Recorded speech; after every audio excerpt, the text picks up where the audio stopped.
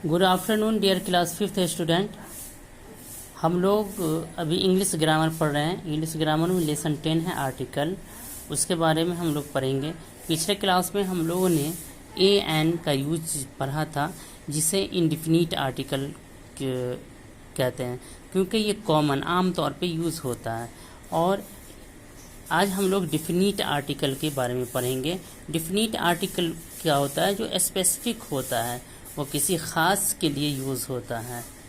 तो उससे पहले हम द लगाते हैं, लेकिन एक चीज़ हमें माइंड में रखना होता है कि बिफोर पीपल्स नेम, लोगों के नाम से पहले, चाहे वो स्पेसिफिक हो, लेकिन लोगों के नाम से पहले हम द नहीं लगाते हैं। उसके बाद है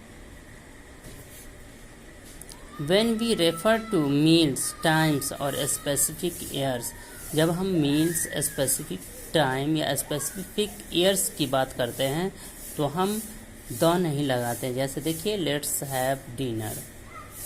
उसके बाद है before the name of single mountains, किसी एक mountain, continents and most countries, cities and towns, या countries, city, ये सब से पहले हम लोग डिफिनिट आर्टिकल मीन्स द नहीं लगाते हैं। Before the names of language, language से पहले हम द नहीं लगाते हैं। अब आगे है लेट्स डू है। Tick the correct option to complete the following sentences. A, the French is spoken in France. यहाँ देखिए दो ऑप्शन दिया हुआ है, इसमें से सही हम टिक करेंगे सही को। तो हमें पता है, हमने अभी पढ़ा है we not use the before the names of language, language से पहले हम द यूज़ नहीं करते। तो फिर क्या हो जाएगा? फ्रेंच हो जाएगा। French is spoken in France. B, they are travelling in Arctic, the Arctic. तो हमने पढ़ा है कि we not use the before the name of continents, लेकिन यहाँ क्या है कि कंटिनेंट से पहले तो हम नहीं लगाते, द नहीं लगाएंगे। तो इस तरह से द आर्कटिक तो नहीं होना चाहिए, लेकिन हम इसका रिलेशन द आर्कटिक को किसी और से रिलेट कर रहे हैं, कोई ट्रैवल कर रहा है वहाँ आर्कटिक में, तो इसलिए इसमें हम द लगाएंगे, द आर्कटिक होगा। They are travelling in the Arctic. C, this is building in New York. इसमें क्या है? सुपरलेटिव है, कंपेयर किया जा रहा है, तो क्या हो जाएगा? The tallest. This is the tallest building in New York. उसके बाद डी है, this is a painting from 1820। This is a painting from 1820, क्योंकि ईयर, स्पेसिफिक ईयर से पहले द नहीं लगता है, तो यहाँ भी द नहीं लगेगा, 1820 होगा। उसके बाद ई है, ही जस्ट रिटर्न फ्रॉम। यहाँ देखिए सिटीज़ या टाउन या कंट्री से पहले द नहीं लगा हुआ है, तो हम द नहीं लगाएंगे, जिम्बाब्वे को टिक करेंगे। He just return from Zimbabwe. F है, the man who wrote this book is famous. किसी व्यक्ति को, किसी पर्सन को बुक से रिलेट किया जा रहा है, तो जब रिलेट किया जा रहा है तो क्या होगा? द लगेगा, इसलिए ये क्या हो जाएगा? The man who wrote this book is famous. उसके बाद 3 देखिए, fill in the blanks with article. A, my mother is blanks doctor and my father is blanks author. यहाँ देखिए डॉक्टर, माई मदर इज़, यहाँ के डॉक्टर है ये।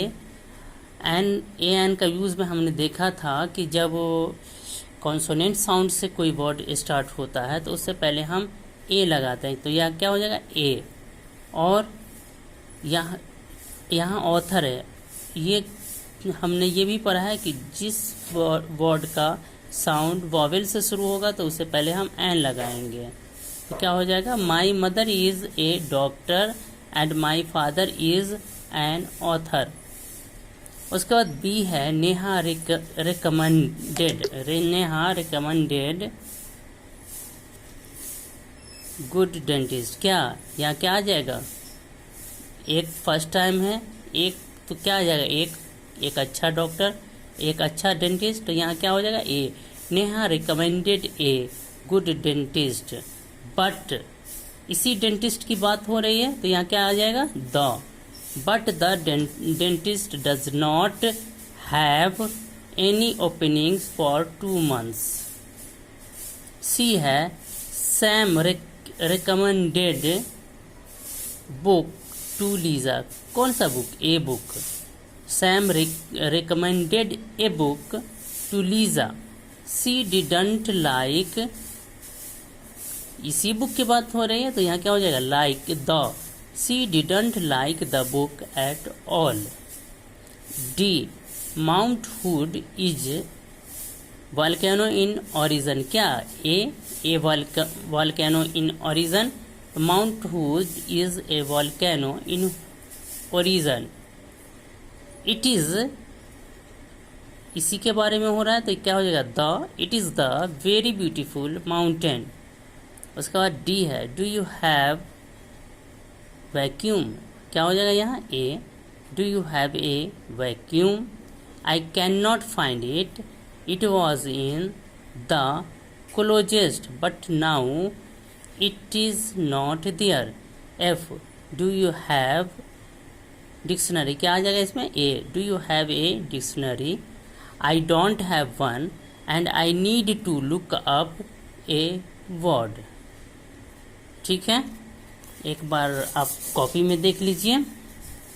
2 के ए में फ्रेंच को टिक करेंगे, बी में द आर्कटिक को टिक करेंगे, सी में द टॉलेस्ट को टिक करेंगे, डी में 1820s को टिक करेंगे, ई में जिम्बाब्वे को टिक करेंगे, एफ में द मैन को टिक करेंगे। 3 में के ए में पहले ब्लैंक्स में ए फिल होगा, दूसरे में एन फिल होगा। बी में पहले ब्लैंक्स में ए फिल होगा, दूसरे में द फिल होगा। सी में पहले ब्लैंक्स में ए फिल होगा, दूसरे में द फिल होगा। डी में पहले ब्लैंक्स में ए फिल होगा, दूसरे में द फिल होगा। ई में पहले ब्लैंक्स में ए फिल होगा, दूसरे में द फिल होगा। एफ में पहले ब्लैंक्स में ए फिल होगा और दूसरे ब्लैंक्स में भी ए फिल होगा। ठीक है, तो मैं समझता हूँ कि आपको ये सारी बातें समझ में आई होगी। मैं आज का वीडियो यहीं ख़त्म करता हूँ। Thank you.